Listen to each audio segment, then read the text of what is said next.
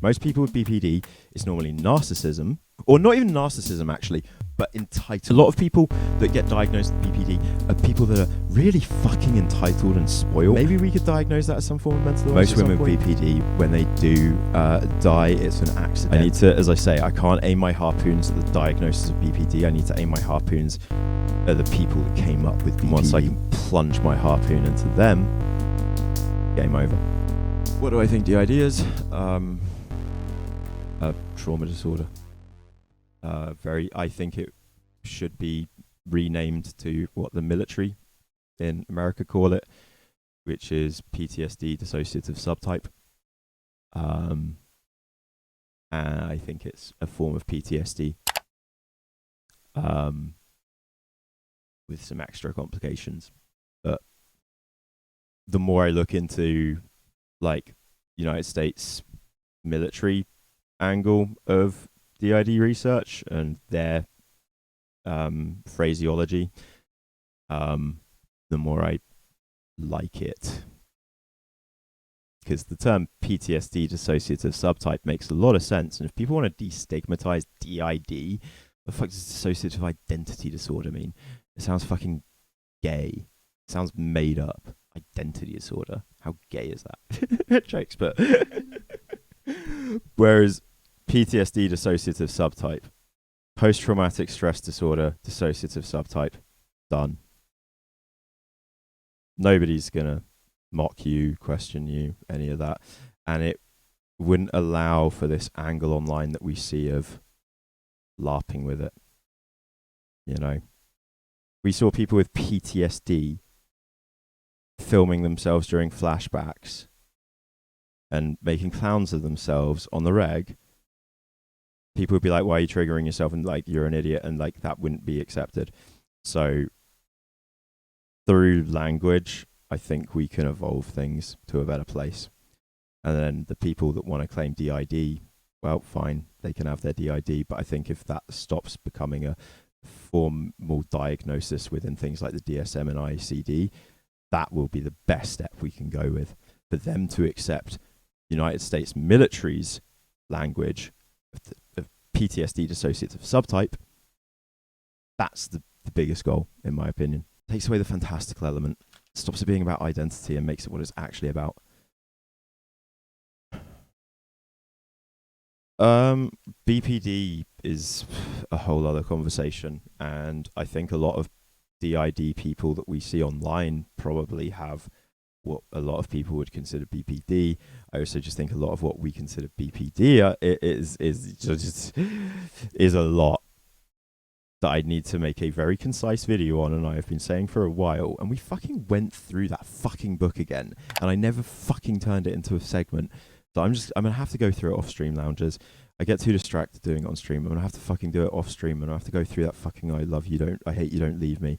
The BPD Bible, the origin of BPD. I need to go through it, and then the UK equivalent with Peter Tyra. Nadatherapy has to be collaborative.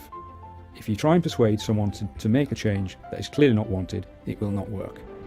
Take Daniel, for instance. He's a very disturbed and unusual young man who's been an inpatient for over a year as he's been unmanageable in the community. Here, he's acting oddly and arguing his points to the consultant. A cafe! Oh, disgusting! I can't stand cafes. They make me feel ill. The smell. Oh, a cafe! A cafe! Oh, Professor, a cafe! Yuck! Disgusting! Isn't she beautiful? La, la, la. Although it looked as though it would be impossible to find a place in London for Daniel, he persisted in his wishes, and eventually a place was found. He's not been in hospital since. He's a very disturbed and unusual young man. I need to, as I say, I can't aim my harpoons at the diagnosis of BPD. I need to aim my harpoons at the people that came up with BPD. And once I can plunge my harpoon into them, game over.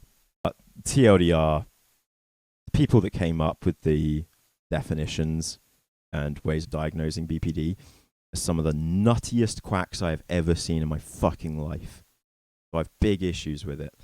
Biggest issue is this is a very UK perspective, so I don't know where you live, but here in the UK, you go to a doctor with the symptoms of PTSD or a description of PTSD as a male, biological male or trans male, actually, interestingly, or a trans male. One of those two, and you'll get treated as though you have PTSD. If you go to a doctor with the exact same symptoms, presenting the exact same way, explain it the exact same way, but you happen to be female, you get diagnosed with BPD. It is that simple here in the UK. Oh, and the other final part is how it's just discussed in NHS medical handbooks, where women with BPD, right, they actually don't have a high suicide rate. They don't, when they try to kill themselves, they're just threatening suicide. And that actually, most women with BPD, when they do die, it's an accidental death. It's not they weren't trying to kill themselves. It was a call for help. But it is a call for help that went too fast. They accidentally died, which I find sickening.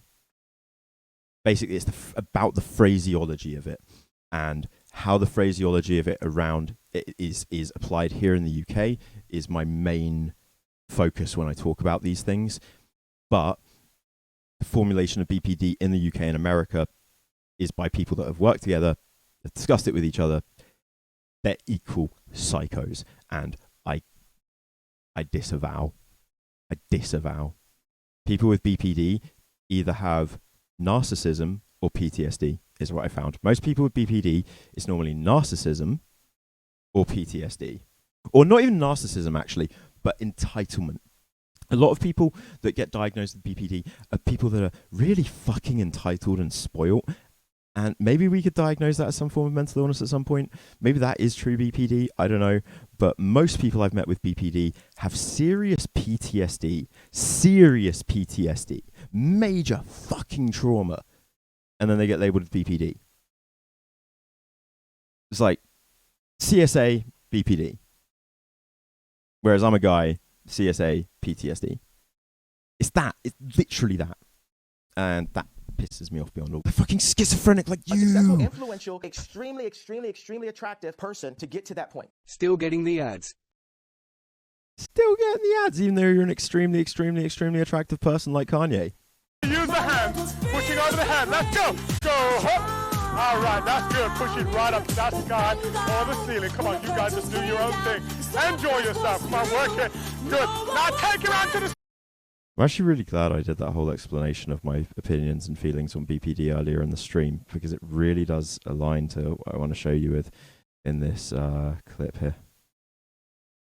It's very on subject somehow. So one of the misunderstandings that I think was occurring that really did bother me is that I very transparently and very honestly and without shame admitted that I was triggered via PTSD, my first initial call with Destiny about the rape stuff, right?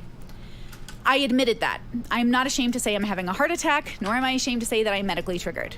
My PTSD was out of whack that day, and I apologized and I made it clear. The dilemma is that Steven and his audience and the people around me decided to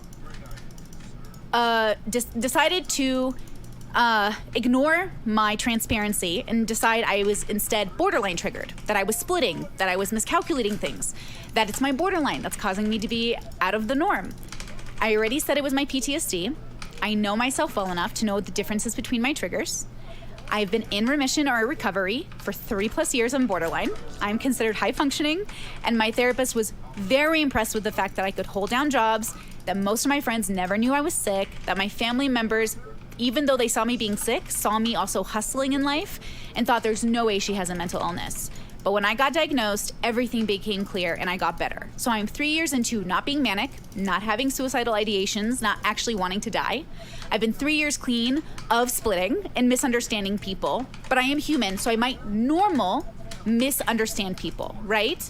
So if I'm a person and I'm upset and I'm misunderstanding someone, because I've now come out with my borderline, everyone's always going to blame Brittany's borderline for the misunderstanding. But I think there's a misunderstanding happening here.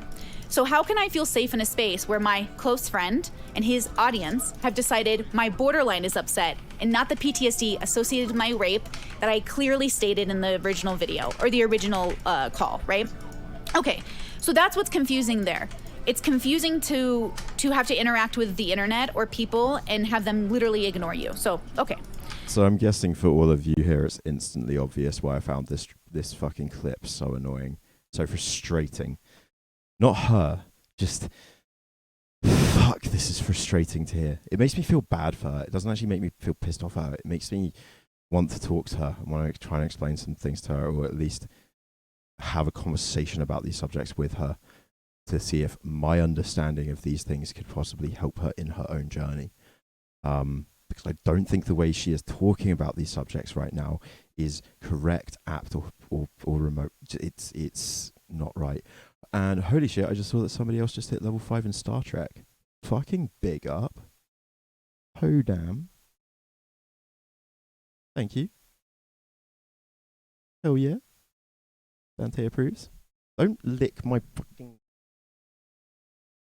My squishmallow! You cannot steal the squishmallow, Dante.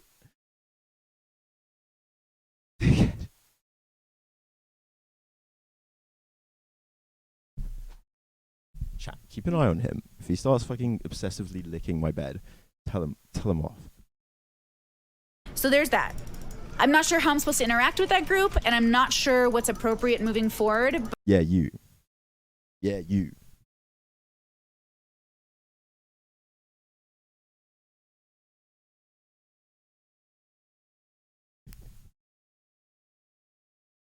Okay, gotta now play with them for a second.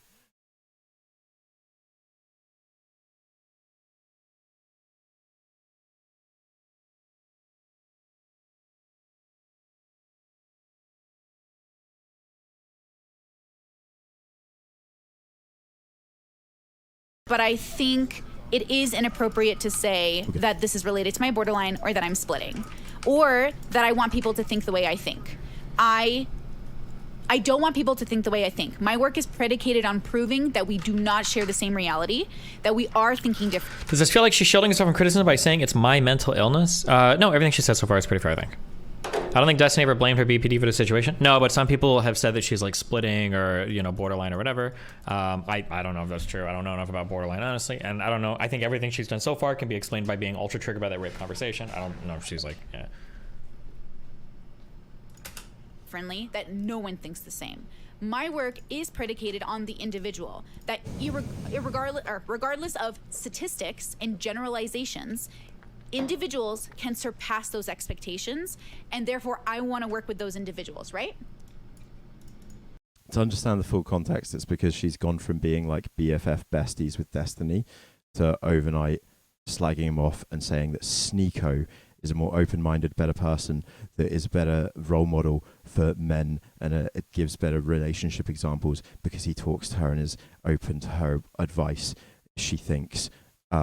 Even though she's only spoken to him a couple of times, she split on Destiny. And it's because they had a really in-depth conversation about rape, in which she brought up some facts and statistics that highly clashed. They clashed completely with her own angle of knowledge, of study and research. And because of that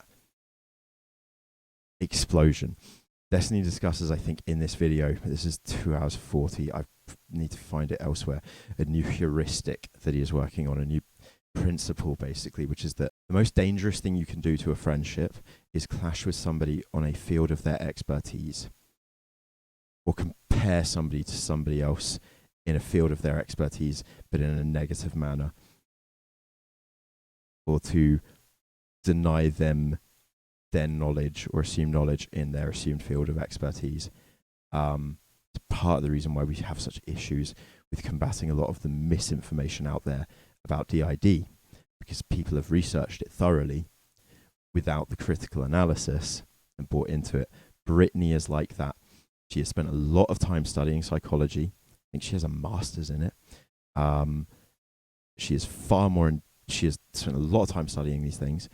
She does speak very well on that, on many aspects of mental health, trauma, and psychology, but then at times will speak horrifically on them because she has interred a lot of information into herself without critically analyzing it.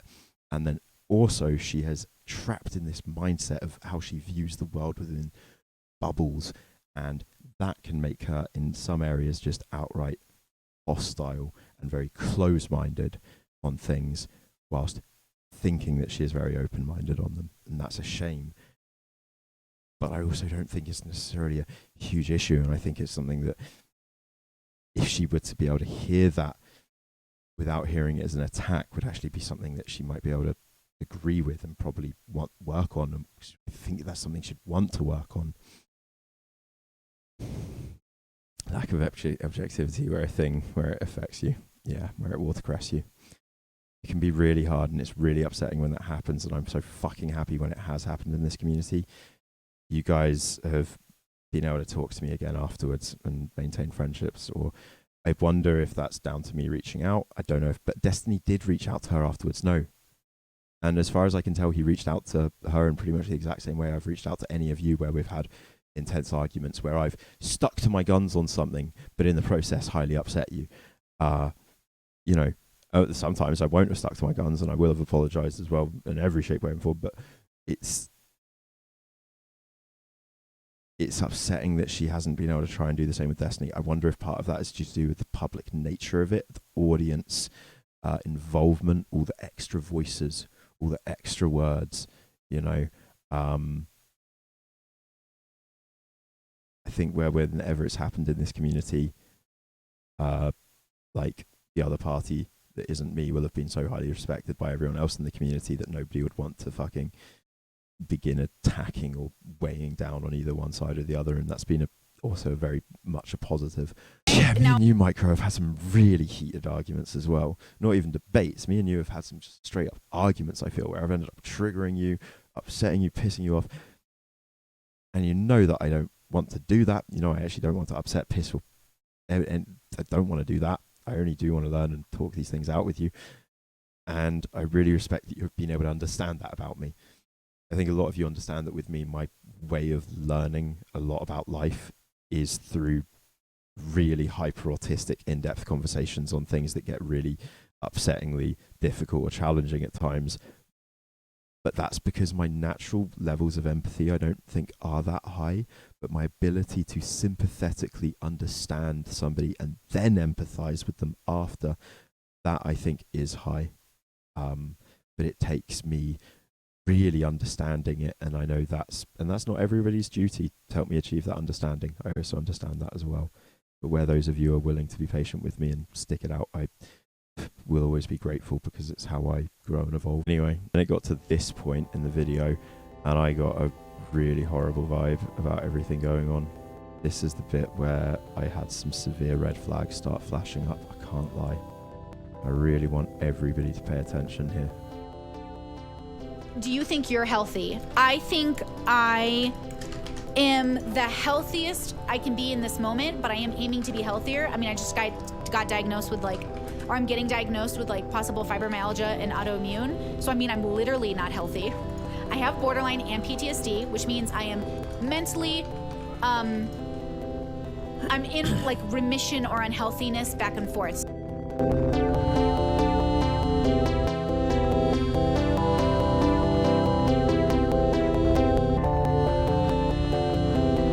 Thank you so much for watching, Loungers. Don't forget to like and subscribe, and maybe even leave a comment, you fucking arsehole. He's a very disturbed and unusual young man.